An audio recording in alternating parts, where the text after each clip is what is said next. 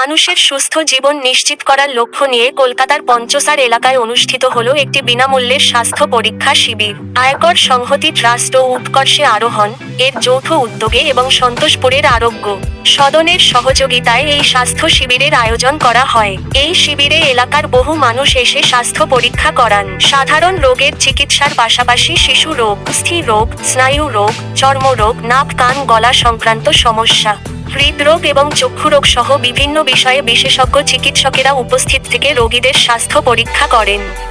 চিকিৎসকদের পরামর্শ অনুযায়ী প্রয়োজনীয় স্বাস্থ্য পরীক্ষা করা হয় এবং রোগীদের বিনামূল্যে ওষুধও প্রদান করা হয়।